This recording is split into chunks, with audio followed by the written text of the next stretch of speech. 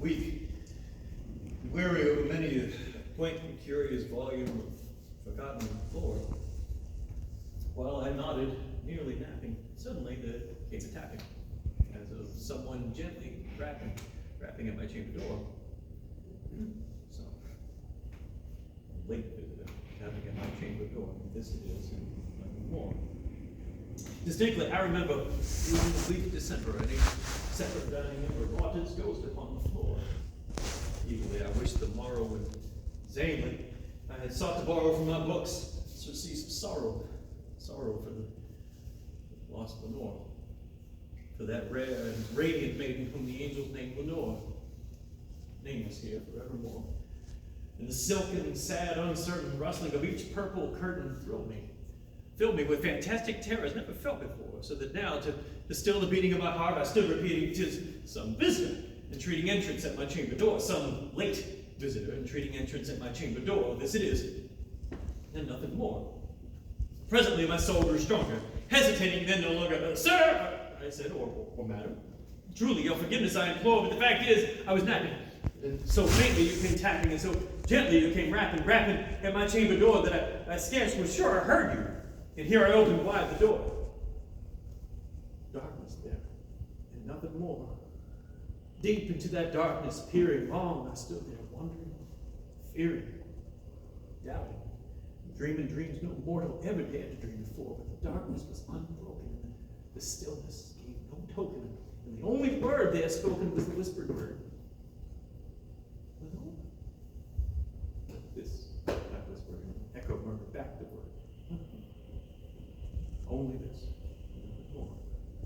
Back into my chamber turning, all my soul within me burning, and soon again, I heard the tapping somewhat louder than before. Surely, said I, surely that's something in my window lattice. Let me see then what thereat is in this mystery explore. Let my heart still a moment. This mystery explore. 'Tis the wind. Nothing more. So open here, I flung the shutter, when with many a flirt and flutter, in there stepped a stately raven from the saintly days of yore. But not the least obeisance maiden, not a minute stopped nor steady, but with me, a border lady, perched above my chamber door, perched upon a busted palace just above my chamber door. They perched and sat, and nothing more. Then this ebony bird beguiling my sad soul into smiling with the grave and stern decorum on the countenance it wore. "Well, though thy crest be shorn and shaven, thou, I said, art sure no craven, ghastly, grim, and ancient raven wandering from the nightly shore. Tell me what thy lordly name is on this night's Plutonian shore." Quoth the raven, "Nevermore." Much I marveled this ungainly fowl to hear discourse so plainly, though his answer little meaning, little relevancy bore, for we cannot help agreeing that no living human being ever yet was blessed by seeing a bird above his chamber door, bird or beast, upon a sculpted bust above his chamber door with such a name as Nevermore. But the raven, sitting lonely on that placid bust, spoke only that one word, as if his soul in that one word he did uphold. Nothing farther than he uttered, not a feather than he fluttered, till I scarcely more than muttered, Other friends have flown before, on the morrow he will leave me, as all my hopes have flown before. And then the bird said, "Nevermore."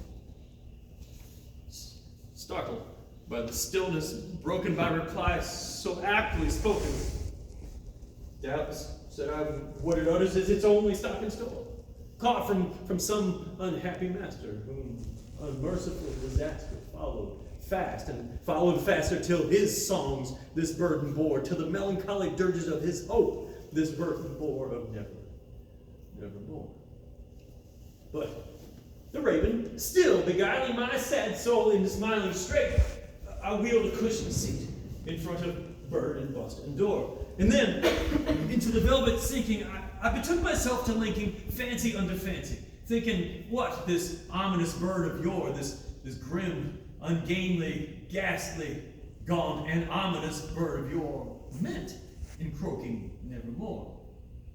This I sat engaged in guessing, but no syllable expressing to the fowl whose fiery eyes now burned into my bosom's core. This and more I sat divining with my head at ease, reclining on the cushion's velvet violet lining with the lamplight floating o'er, but whose velvet violet lining with the lamplight floating o'er, she shall press nevermore. And then methought the air grew denser, perfumed by some unseen censer, swung by a seraphim whose faint footfalls tinkled on the tufted floor. Oh, wretch, I cried, that God had lent thee, and by these angels he had sent thee respite.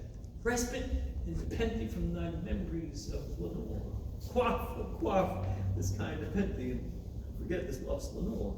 Quoth the raven, nevermore.